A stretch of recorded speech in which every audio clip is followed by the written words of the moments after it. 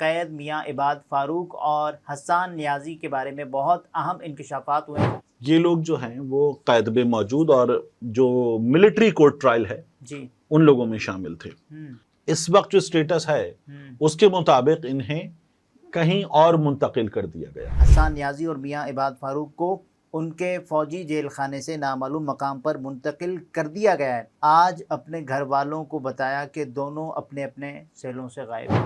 इसके अलावा कहीं होते हैं और वो मकाम पब्लिक नॉलेज में नहीं होता। तो इस कस्टडी में से मेरा ये ख्याल है कि कहीं और मुंतकिल करना जो है वो बड़ा हैरान कुन है। और उनके बच्चों ने बताया था कि वो क्या बनना चाहेंगे। उनके गालिबन तीनों बच्चों ने कहा था कि वो फौजी बनने में दिलचस्पी रखते हैं।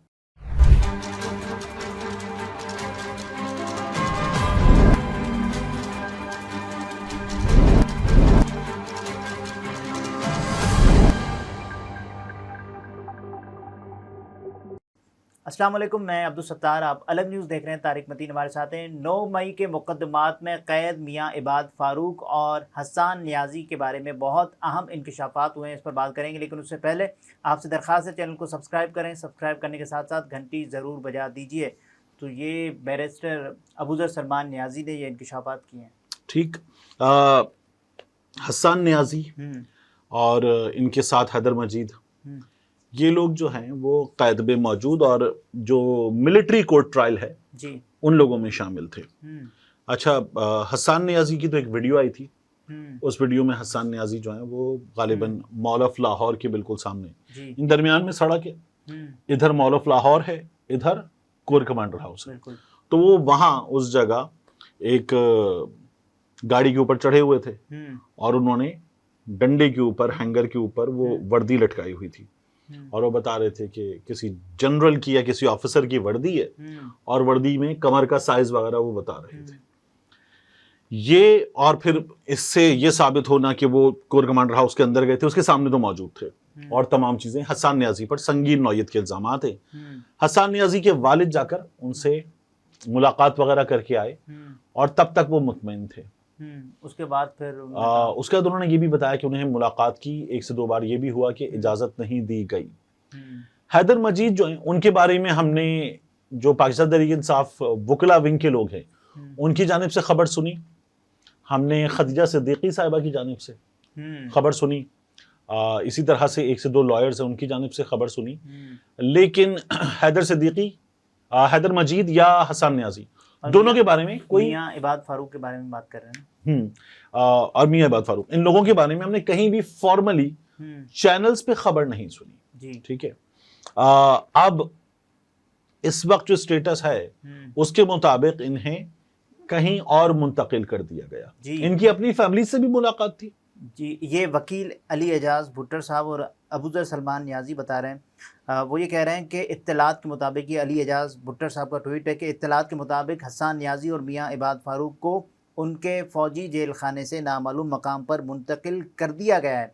आज हसन और मियाँ इबाद की अहल खाना से मुलाकात मनसूख कर दी गई है। दीगर फौजी कैदियों ने आज अपने घर वालों को बताया कि दोनों अपने अपने सेलों से गायब हैं। अच्छा, मेरे लिए बड़ी मैंने कोशिश की थी कि मैं अली एजाज भुट्टर साहब से इस खबर के बारे में जानूं और इसमें मेरा एक सवाल भी था, वो भी मैं उनसे पूछूं।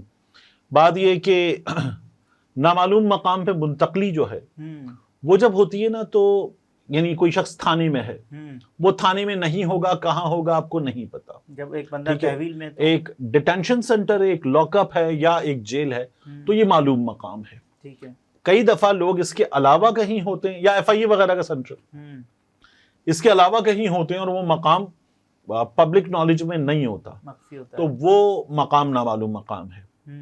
अब जो लोग मिलिट्री कोर्ट ट्रायल कस्टडी में हैं, उन्हें नामालूम मकाम पे मुंतकिल करके, क्योंकि उनकी कवरेज, उनकी खबर, वो तो ये तो मालूम है ना कि वो मिलिट्री कस्टडी में है। ठीक है, लेकिन उन्हें नामालूम मकाम पे मुंतकिल क्यों किया जाएगा या मुंतकिल करके क्या हासिल किया जाएगा, ये मेरे लिए हैरान कुन है और साथ में तशवीश की भी बात है। किसी के साथ भी हो कि नामालूम मकाम पे मुंतकिल हो जाए। लेकिन यहाँ तो ये वो मामला नहीं है ना कि जाके कोई थाने में मिल लेगा। ये मिलिट्री कस्टडी है। इसमें मुलाकात एक तयशुदा दिन है, गालिबन 15 दिन में एक बार, उस पर होगी। उसके अलावा नहीं होगी और इसमें जो मुलाकात है उसके अपने कुछ प्रोटोकॉल्स हैं उनके तहत होगी। अब अगर ये मुलाकात भी नहीं हुई जो आज तयशुदा थी और इन्हें कहीं और मुंतकिल कर दिया गया है, तो इस कस्टडी में से मेरा ये ख्याल है कि कहीं और मुंतकिल करना जो है वो बड़ा हैरान कुन है, अजीब है कि यार मतलब यहाँ से क्यों मुकदमात इन पर संगीन, क्या वजह हो सकती है?